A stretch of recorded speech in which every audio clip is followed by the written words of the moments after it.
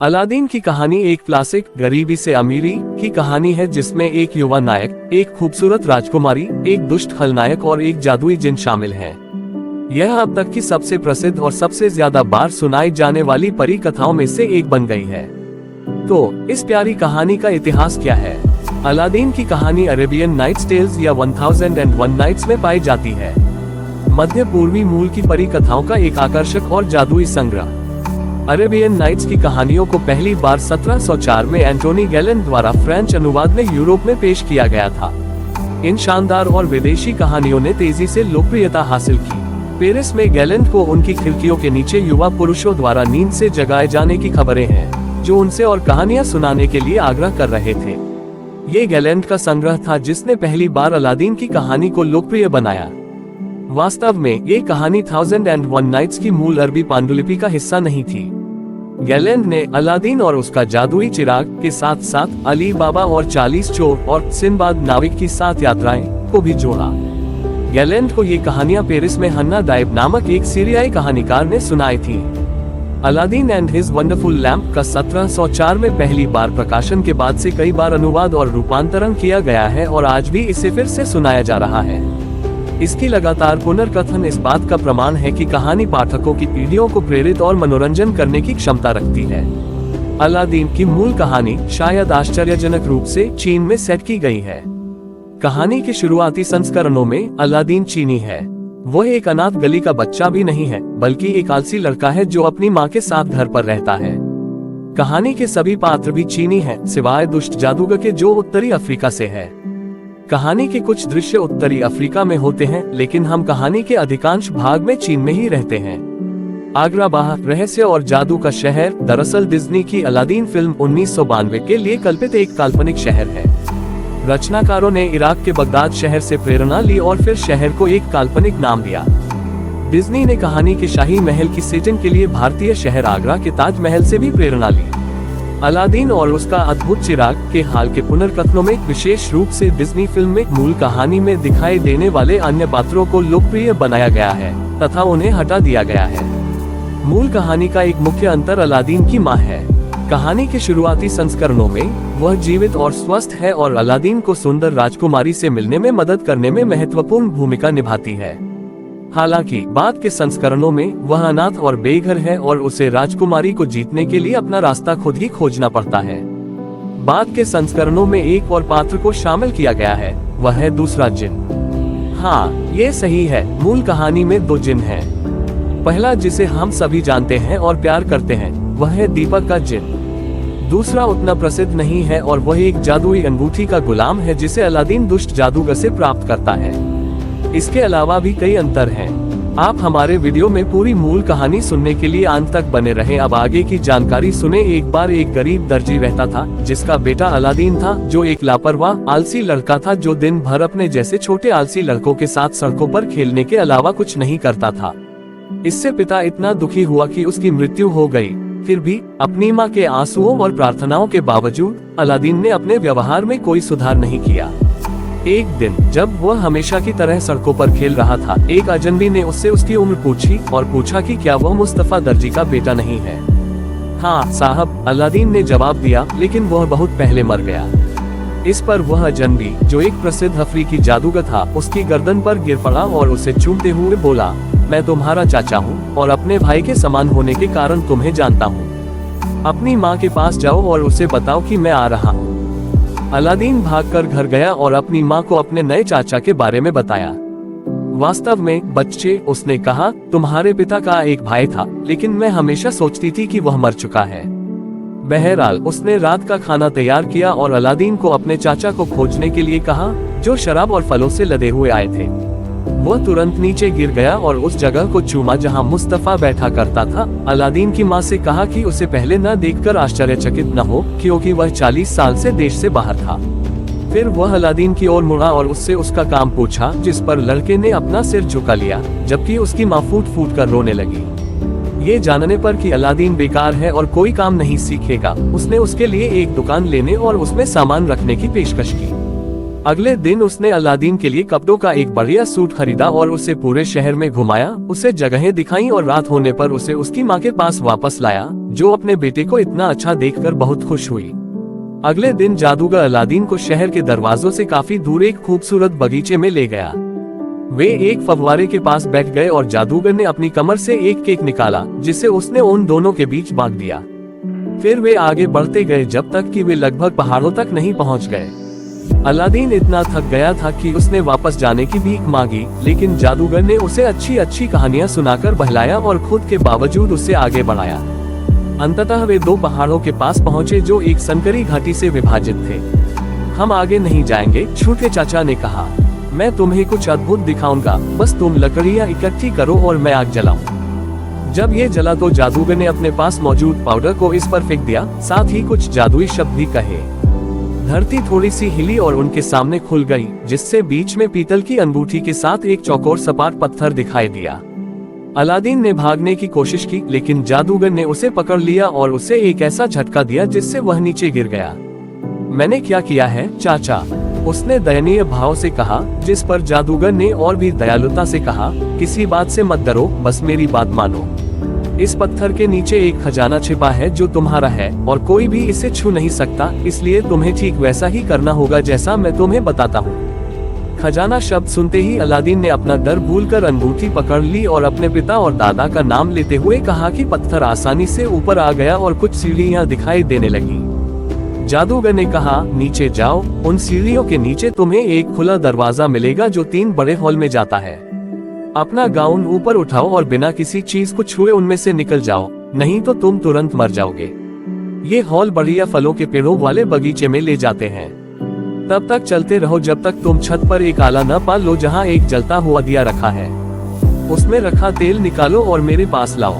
उसने अपनी उंगली से एक अंगूठी निकाली और अलादीन को दे दी तथा उसे समृद्धि की शुभकामना दी।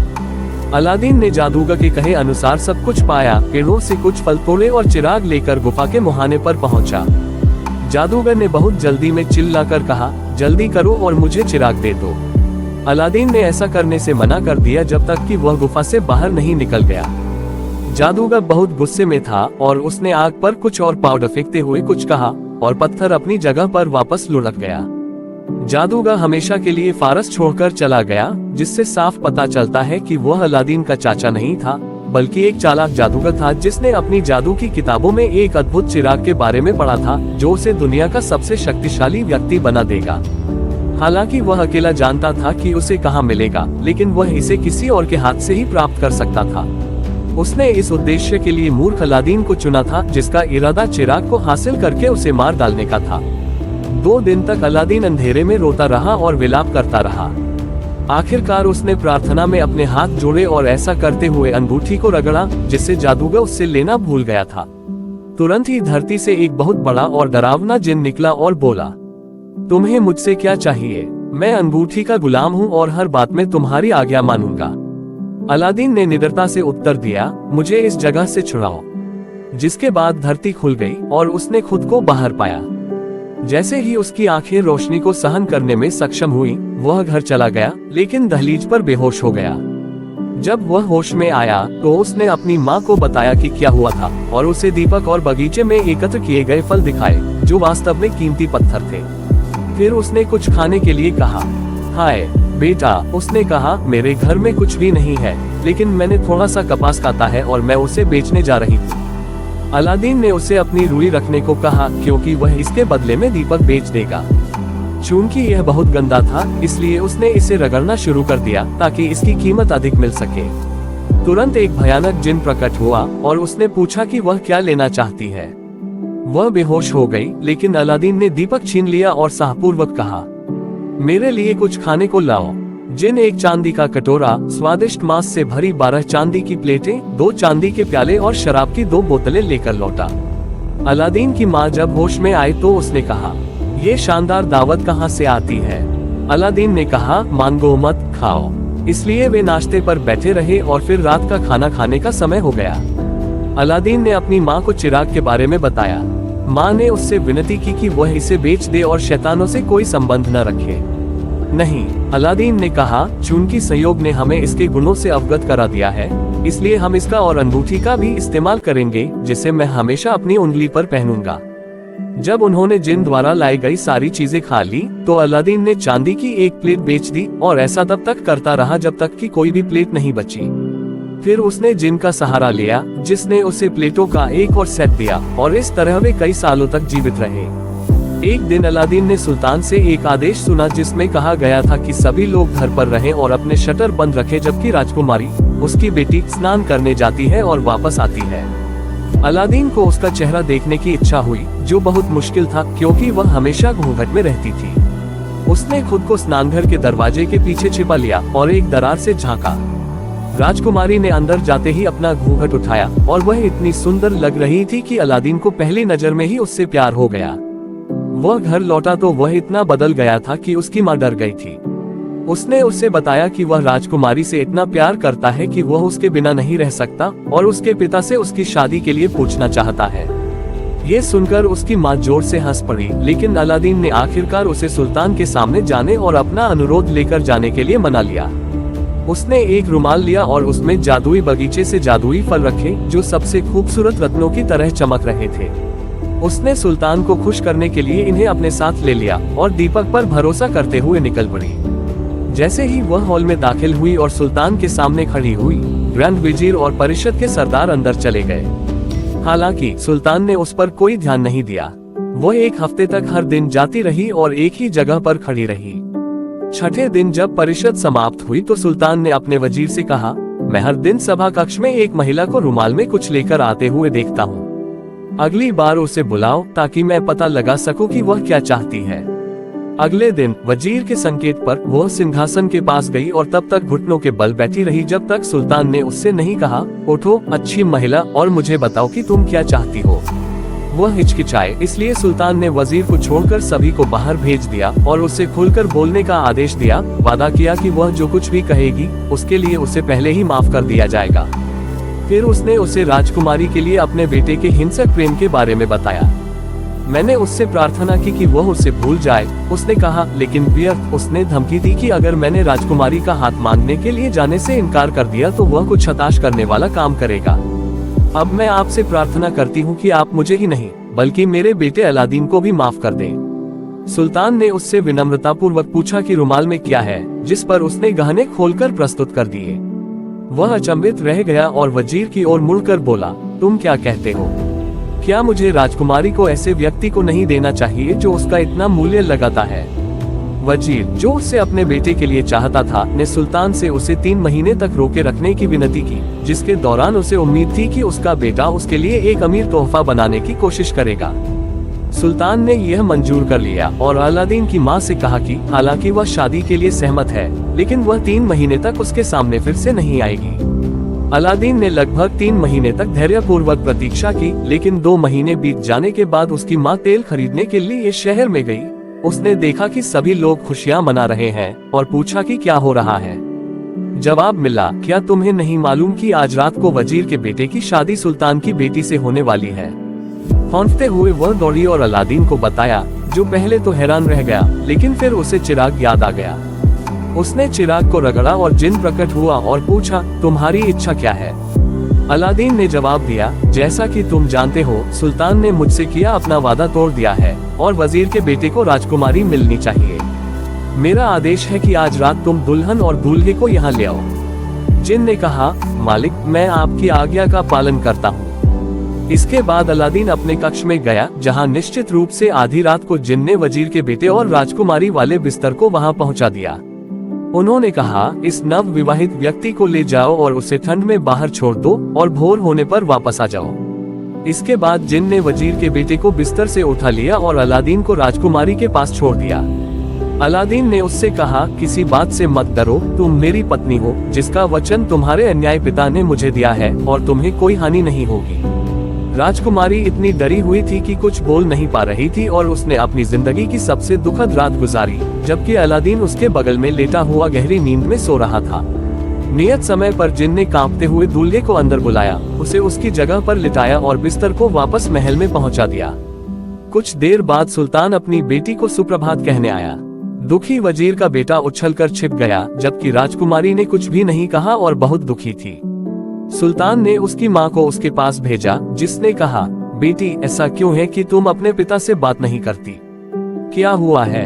राजकुमारी ने गहरी सांस ली और आखिरकार अपनी माँ को बताया कि कैसे रात के समय उसका बिस्तर किसी अजनबी घर में ले जाया गया था और वहाँ क्या हुआ था। उसकी माँ ने उस पर जरा भी विश्वास नहीं किया और उसे उठने को कहा और कहा कि इसे एक बेकार सपना समझो।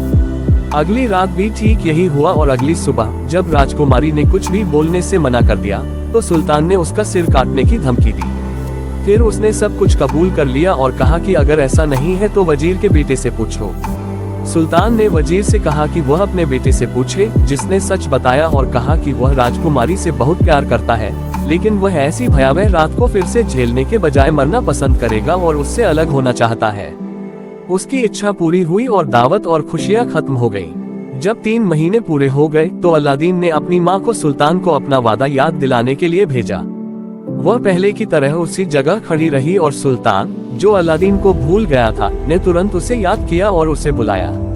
उसकी गरीबी को देखकर सुल्तान को अपना वादा निभाने की इच्छा कम हो गई और उसने वजीर से सलाह मांगी, जिसने उसे सलाह दी कि राजकुमारी का इतना मूल्य निर्धारित किया जाए कि कोई भी जीवित व्यक्ति उसके बराबर न आ सके।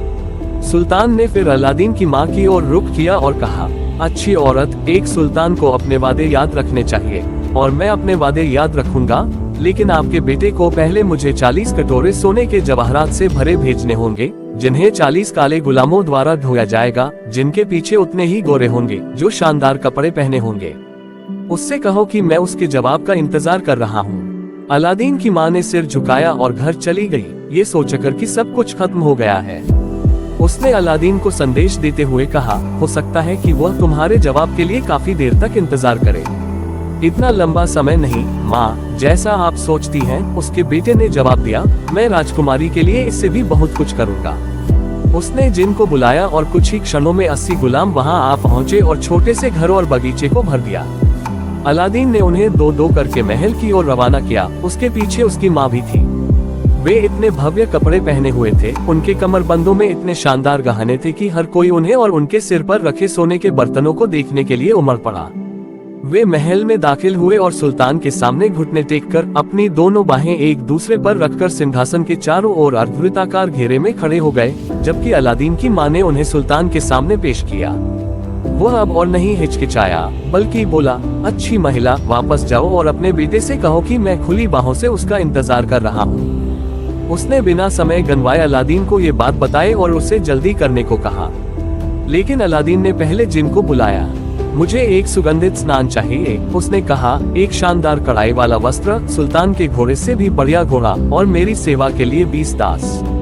इसके अलावा मेरी माँ की सेवा के लिए सुंदर कपड़े पहने 6 दास और अंत में 10 पस में 10,000 सोने के सिक्के। अलादीन ने घोड़े पर सवार होकर सड़कों पर चलना शुरू किया। गुलामों ने उनके पीछे सोना फेंका।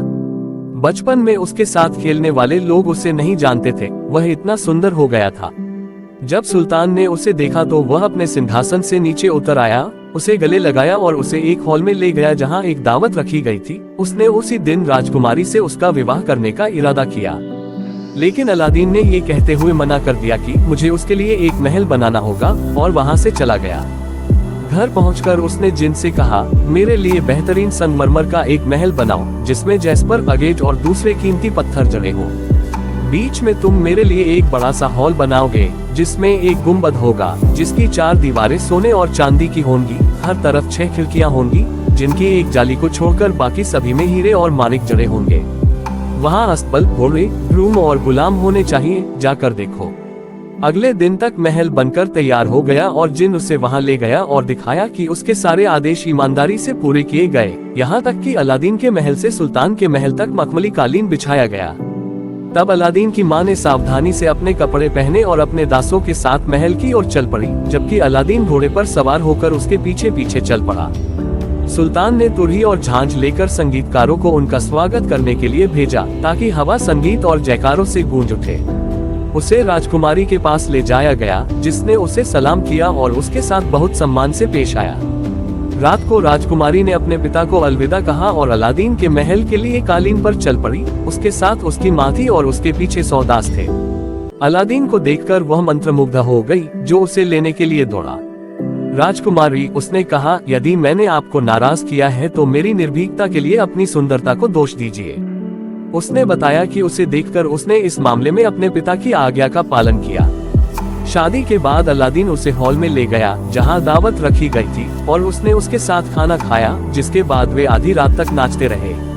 अगले दिन अलादीन ने सुल्तान को महल देखने के लिए आमंत्रित किया। 24 खिड़कियों वाले हॉल में प्रवेश करते ही, जिसमें मानिक, हीरे और पन्ने जड़े हुए थे, वह चिल्लाया, ये दुनिया का आश्चर्य है। केवल एक ही बात है जो मुझे आश्चर्यचकित करती है। क्या ये संयोग से हुआ कि एक खिड़की अधूरी रह गई? नहीं साहब, ये तो जानबूझकर किया गया था, अलादीन ने जवाब दिया। मैं चाहता था कि महाराज को इस महल को पूरा करने का गौरव प्राप्त हो। सुल्तान खुश हुआ और उसने शहर के सबसे अच्छे जौहरियों को बुलाया। उसने उन्हें अधूरी खिड़की दिखाई और कहा कि इसे भी बाकी खिड़कियों की तरह ही लगा दो।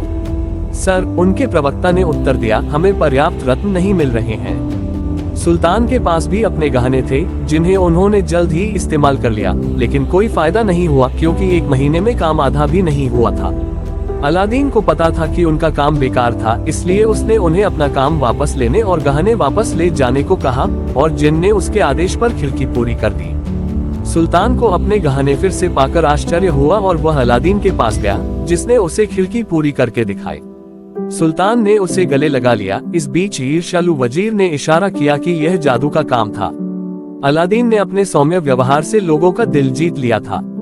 उसे सुल्तान की सेनाओं का कप्तान बनाया गया और उसने उसके लिए कई लड़ाइयां जीती, लेकिन वह पहले की तरह विनम्र और विनम्र रहा और इस तरह कई सालों तक शांति और संतोष से रहा।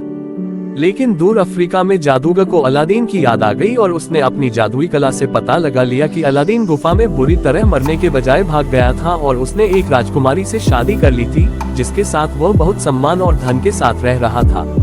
वह जानता था कि गरीब दर्जी का बेटा केवल दीपक के माध्यम से ही यह सब कर सकता था और अलादीन को बर्बाद करने के इरादे से रात दिन यात्रा करता रहा और चीन की राजधानी पहुंच गया। जब वह शहर से गुजर रहा था तो उसने हर जगह लोगों को एक शानदार महल के बारे में बात करते सुना। मेरी अज्ञानता को क्षमा करें, उन्होंने पूछा, आप जिस महल की बात कर रहे हैं वह क्या है? क्या तुमने राजकुमार अलादीन के महल के बारे में नहीं सुना है? जवाब मिला, दुनिया का सबसे बड़ा आश्चर्य। अगर तुम इसे देखने का मन बनाओगे तो मैं तुम्हें बता दूंगा। जादूगर ने बोलने वाले को धन्यवाद दिया और महल को देखकर उसे पता चल गया कि यह चिराग के जिन ने बनाया है और वह गुस्से से पागल हो गया। उसने चिराग को हथियाने का निश्चय किया और अलादीन को फिर से गरीबी की गर्त में धकेल दिया। दुर्भाग्य से अलादीन 8 दिनों के लिए शिकार पर गया था, जिससे जादूगर के पास काफी समय था। उसने 1 दर्जन तांबे के दिए खरीदे, उन्हें एक टोकरी में रखा और महल में जाकर चिल्लाने लगा, पुराने के बदले नए दिए। उसके बाद भीड़ ने उसका मजाक उड़ाया। 24 खिड़कियों वाले हॉल में बैठी राजकुमारी ने शोर किस बात का है, ये जानने के लिए एक दास को भेजा, जो हंसता हुआ वापस आया, जिससे राजकुमारी ने उसे डांटा। मैडम, दास ने उत्तर दिया, एक बूढ़े मूर्ख को पुराने के बदले नए अच्छे दिए देने की पेशकश करते देख कौन अपनी हंसी रोक सकता है। ये सुनकर एक अन्य दास ने कहा, वहाँ कंगनी पर एक पुराना पत्थर पड़ा है जिसे वह ले सकता है। ये जादुई चिराग था जिसे अलादीन ने वहीं छोड़ दिया था, क्योंकि वह इसे अपने साथ शिकार पर नहीं ले जा सकता था। राजकुमारी को इसकी कीमत नहीं पता थी, इसलिए उसने हंसते हुए दास से कहा कि इसे ले लो और इसे बदल दो। वह जादूगर के पास गई और बोली, इसके बदले मुझे एक नया दीपक दे दो। उसने उसे छीन लिया और भीड़ के उपहास के बीच दास को अपनी पसंद चुनने को कहा। उसे इसकी कोई परवाह नहीं थी, लेकिन उसने अपने दिए जलाना छोड़ दिया और शहर के फाटकों से बाहर एक सुनसान जगह पर चला गया, जहां वह रात होने तक रहा। जब उसने दिया निकाला और उसे रगड़ा, जिन प्रकट हुआ और जादूगर के आदेश पर उसे महल और उसमें मौजूद राजकुमारी के साथ अफ्रीका के एक सुनसान स्थान पर ले गया। अगली सुबह सुल्तान ने खिड़की से अलादीन के महल की ओर देखा और अपनी आंखें मली, क्योंकि वह जा चुका था। उसने वजीर को बुलाया और पूछा कि महल का क्या हुआ। वजीर ने भी बाहर देखा और आश्चर्य में खो गया। उसने फिर से इसे जादू के कारण माना और इस बार सुल्तान ने उस पर विश्वास किया और 30 आदमियों को जंजीरों में जकड़े अलादीन को लाने के लिए घोड़े पर भेजा। वे उसे घर की ओर जाते हुए मिले, उसे बांध दिया और उसे पैदल ही अपने साथ जाने के लिए मजबूर किया। हालांकि जो लोग उससे प्यार करते थे, वे हथियारों से लैस होकर उसके पीछे पीछे चले गए, ताकि यह सुनिश्चित हो सके कि उसे कोई नुकसान न पहुंचे। उसे सुल्तान के सामने ले जाया गया, जिसने जल्लाद को उसका सिर काटने का आदेश दिया। जल्लाद ने अलादीन को घुटनों के बल बैठाया, उसकी आंखों पर पट्टी बांधी और वार करने के लिए अपनी तलवार उठाई। उसी समय वजीर ने देखा कि भीड़ ने जबरन आंगन में प्रवेश कर लिया है और अलादीन को बचाने के लिए दीवारें फांद रही है। उसने जल्लाद को अपना हाथ रोकने के लिए कहा। लोग वास्तव में इतने खतरनाक लग रहे थे कि सुल्तान ने हार मान ली और अलादीन को बंधन से मुक्त करने का आदेश दिया और भीड़ के सामने उसे माफ कर दिया। अलादीन अब ये जानना चाहता था कि उसने क्या किया है। अलादीन अब ये जानना चाहता था कि उसने क्या किया है। सुल्तान ने कहा, झूठे दुष्ट, इधर आओ, और खिड़की से उसे वह स्थान दिखाया जहां उसका महल खड़ा था। अलादीन इतना आश्चर्यचकित हुआ कि वह कुछ भी न बोल सका। सुल्तान ने पूछा, मेरा महल और मेरी बेटी कहाँ है? पहली बात तो यह है कि मुझे इतनी चिंता नहीं है, लेकिन मेरी बेटी मुझे चाहिए और तुम्हें उसे ढूंढना होगा या फिर अपना सिर खोना होगा। अलादीन ने 40 दिन की भीख मांगी, जिसमें उसे ढूंढने के लिए कहा और वादा किया कि अगर वह वापस नहीं आया तो सुल्तान की मर्जी से मौत की सजा भुगतेगा। उसकी प्रार्थना स्वीकार की गई और वह उदास होकर सुल्तान के सामने से चला गया। 3 दिनों तक वह पागलों की तरह भटकता रहा, हर किसी से पूछता रहा कि उसके महल का क्या हुआ, लेकिन वे सिर्फ हंसे और उस पर दया की। वह एक नदी के किनारे आया और घुटनों के बल बैठकर प्रार्थना की और फिर खुद को नदी में फेंक दिया। ऐसा करते हुए उसने अपनी जादुई अंगूठी को रगड़ा जो अभी भी उसके पास थी। गुफा में जो जिन उसने देखा था वह प्रकट हुआ और उसकी इच्छा पूछी। अलादीन ने कहा, मेरी जान बचाओ जिन, और मेरा महल वापस लाओ। जिन ने कहा, यह मेरे बस में नहीं है, मैं तो केवल अंगूठी का गुलाम हूँ, तुम्हें दीपक के गुलाम से पूछना होगा। फिर भी अलादीन ने कहा, लेकिन तुम मुझे महल में ले जा सकते हो और मेरी प्यारी पत्नी की खिड़की के नीचे बैठा सकते हो। उसने तुरंत खुद को अफ्रीका में राजकुमारी की खिड़की के नीचे पाया और पूरी तरह से थककर सो गया। पक्षियों के चहचहाने की आवाज सुनकर वह जाग गया और उसका दिल हल्का हो गया। उसने साफ देखा कि उसकी सारी मुसीबतें दीपक के खो जाने की वजह से थी और वह व्यर्थ ही हैरान था कि आखिर उसे कौन लूट ले गया। उस सुबह राजकुमारी पहले की तुलना में जल्दी उठी, जब से उसे जादूगर द्वारा अफ्रीका ले जाया गया था, जिसकी संगति उसे दिन में एक बार करनी पड़ती थी। हालांकि उसने उसके साथ इतना कठोर व्यवहार किया कि वह वहां रहने की हिम्मत नहीं जुटा पाया। जब वह कपड़े पहन रही थी तो उसकी एक महिला ने बाहर देखा और अलादीन को देखा। राजकुमारी ने दौड़कर खिड़की खोली और उसके शोर पर अलादीन ने ऊपर देखा। उसने उसे अपने पास आने के लिए बुलाया और एक दूसरे को फिर से देखकर इन प्रेमियों की खुशी का ठिकाना नहीं रहा। उसे छूने के बाद अलादीन ने कहा, मैं तुमसे विनती करता हूँ राजकुमारी, भगवान के नाम पर, इससे पहले कि हम कुछ और बात करें, तुम्हारे और मेरे हित के लिए मुझे बताओ कि उस पुराने दीपक का क्या हुआ, जिसे मैंने शिकार पर जाते समय 24 खिड़कियों वाले हॉल में कंगनी पर छोड़ दिया था। हाय, उसने कहा, मैं हमारे दुखों का निर्दोष कारण हूँ, और उसे दीपक के आदान प्रदान के बारे में बताया। अब मुझे पता चला, अलादीन चिल्लाया, कि हमें इसके लिए अफ्रीकी जादूगर का शुक्रिया अदा करना चाहिए। चिराग कहाँ है? वह इसे अपने साथ लेकर घूमता है। राजकुमारी ने कहा, मुझे पता है, क्योंकि उसने मुझे दिखाने के लिए इसे अपने सीने से निकाला था। वह चाहता है कि मैं तुम्हारे साथ अपना विश्वास तोड़ दूं और उससे शादी कर लूं, और कहता है कि मेरे पिता के आदेश से तुम्हारा सिर काटा गया था। वह हमेशा तुम्हारे बारे में बुरा भला कहता रहता है, लेकिन मैं केवल अपने आंसुओं से जवाब देती हूँ। अगर मैं अपनी बात पर अड़ी रही तो मुझे कोई संदेह नहीं कि वह हिंसा का इस्तेमाल करेगा। अलादीन ने उसे दिलासा दिया और कुछ देर के लिए उसे छोड़ दिया।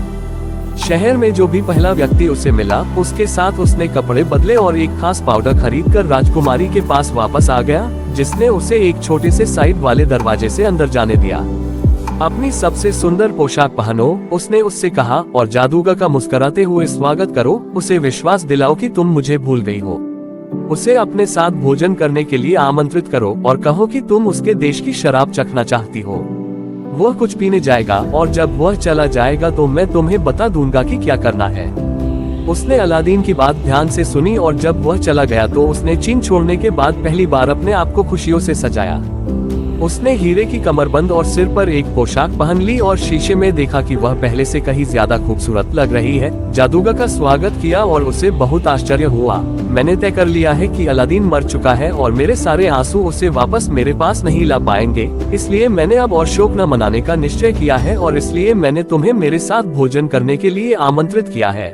लेकिन मैं चीन की मदिरा से ऊब चुकी हूँ और अफ्रीका की मदिरा का स्वाद लेना चाहती हूँ। जादूगर अपने तहखाने में चला गया और राजकुमारी ने अलादीन द्वारा दिया गया पाउडर अपने प्याले में डाल लिया। जब वह वापस लौटा तो उसने उससे अफ्रीका की शराब पीने के लिए कहा और उसके बदले में अपना प्याला उसे दे दिया, ये संकेत देते हुए कि वह उससे मेल मिलाप कर चुकी है। शराब पीने से पहले जादूगर ने उसकी सुंदरता की प्रशंसा में भाषण दिया, लेकिन राजकुमारी ने उसे बीच में ही रोकते हुए कहा, पहले मुझे पीने दो, फिर जो कहना है कहोगी। उसने अपना प्याला होठों से लगाया और वहीं रखा, जबकि जादूगर ने अपना प्याला पूरा पी लिया और बेजान होकर गिर पड़ा। राजकुमारी ने फिर अलादीन के लिए दरवाजा खोला और अपनी बाहें उसके गले में डाल दी, लेकिन अलादीन ने उसे दूर कर दिया और उसे जाने को कहा, क्योंकि उसे और भी काम करना था। फिर वह मृत जादूगर के पास गया, उसके बनियान से चिराग निकाला और जिन को महल और उसमें मौजूद सभी चीजों को वापस छीन ले जाने को कहा। ऐसा हुआ और राजकुमारी को अपने कक्ष में सिर्फ 2 छोटे झटके महसूस हुए और उसे लगा कि वह फिर से घर पर है। सुल्तान, जो अपनी खोई हुई बेटी के लिए विलाप करते हुए अपनी कोठरी में बैठा था, ने ऊपर देखा और अपनी आंखें मली, क्योंकि महल पहले जैसा ही खड़ा था। वह वहां जल्दी से गया और अलादीन ने उसे 24 खिड़कियों वाले हॉल में स्वागत किया। उसके बगल में राजकुमारी थी। अलादीन ने उसे बताया कि क्या हुआ था और उसे जादूगर की लाश दिखाई ताकि वह विश्वास कर सके। 10 दिनों की दावत की घोषणा की गई और ऐसा लगा कि अलादीन अब अपना बाकी जीवन शांति से जी सकता है, लेकिन ऐसा नहीं हुआ। अफ्रीकी जादूगर का एक छोटा भाई था जो संभवतः उससे भी ज्यादा दुष्ट और चालाक था। वह अपने भाई की मौत का बदला लेने के लिए चीन गया और फातिमा नाम की एक धर्मपरायण महिला से मिलने गया, ये सोचकर कि वह उसके काम आ सकती है। वह उसके कमरे में घुस गया और उसकी छाती पर खंजर मार दिया। उसे उठकर उसकी आज्ञा का पालन करने को कहा, भले ही उसे मौत का डर हो।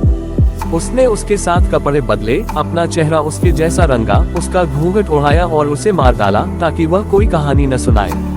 फिर वह अलादीन के महल की ओर गया और सभी लोग उसे पवित्र महिला समझकर उसके चारों ओर इकट्ठा हो गए, उसके हाथ चूमने लगे और उसका आशीर्वाद मांगने लगे। जब वह महल में पहुंचा तो उसके चारों ओर इतना शोर हो रहा था कि राजकुमारी ने अपने दास को खिड़की से बाहर देखने और पूछने को कहा कि क्या बात है। दास ने कहा कि यह पवित्र महिला है जो अपने स्पर्श से लोगों की बीमारियों को ठीक करती है। जिस पर राजकुमारी, जो लंबे समय से फातिमा को देखना चाहती थी, ने उसे बुलाया। राजकुमारी के पास आकर जादूगर ने उसके स्वास्थ्य और समृद्धि के लिए प्रार्थना की। जब उसने प्रार्थना पूरी कर ली तो राजकुमारी ने उसे अपने पास बैठाया और उससे हमेशा उसके साथ रहने की विनती की। झूठी फातिमा, जो इससे बेहतर कुछ नहीं चाहती थी, ने सहमति दे दी, लेकिन पहचाने जाने के डर से उसने अपना घूंघट नीचे रखा। राजकुमारी ने उसे हॉल दिखाया और उससे पूछा कि वह इसके बारे में क्या सोचता है। ये सचमुच बहुत सुंदर है, झूठी फातिमा ने कहा। मेरे मन में ये सिर्फ एक चीज चाहता है। और वह क्या है? राजकुमारी ने कहा। उन्होंने जवाब दिया, यदि इस गुंबद के बीच में एक रॉक का अंडा भी लटका दिया जाए तो ये दुनिया का आश्चर्य होगा। इसके बाद राजकुमारी को रॉक के अंडे के अलावा कुछ भी याद नहीं आया और जब अलादीन शिकार से लौटा तो उसने उसे बहुत ही खराब मूड में पाया। उसने पूछा कि क्या गड़बड़ है और उसने उसे बताया कि गुंबद से लटके रॉक के अंडे की कमी के कारण हॉल में उसका सारा आनंद खराब हो गया था। बस इतना ही, अलादीन ने उत्तर दिया, तुम जल्द ही खुश हो जाओगे। वह उसे छोड़कर चला गया और दीपक को रगड़ने लगा और जब जिन प्रकट हुआ तो उसने उसे रॉक का अंडा लाने का आदेश दिया। जिन ने इतनी तेज और भयानक चीख मारी कि हॉल हिल गया। दुष्ट, वह चिल्लाया, क्या ये पर्याप्त नहीं है कि मैंने तुम्हारे लिए सब कुछ किया है, लेकिन क्या तुम मुझे मेरे स्वामी को लाने और उन्हें इस गुंबद के बीच में लटकाने का आदेश दोगे?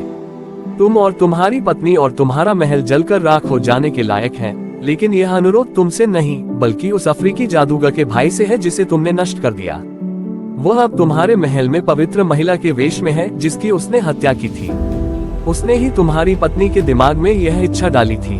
अपना ख्याल रखना, क्योंकि वह तुम्हें मारना चाहता है। इतना कहकर जिन गायब हो गया।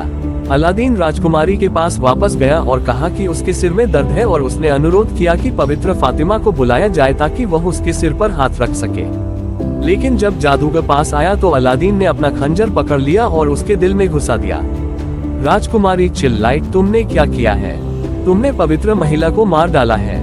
ऐसा नहीं है, अलादीन ने उत्तर दिया, लेकिन एक दुष्ट जादूगर है, और उसे बताया कि कैसे उसे धोखा दिया गया था। इसके बाद अलादीन और उसकी पत्नी शांति से रहने लगे। सुल्तान के मरने के बाद वह उसका उत्तराधिकारी बना और कई सालों तक राज करता रहा। उसने अपने पीछे राजाओं की एक लंबी परंपरा छोड़ी।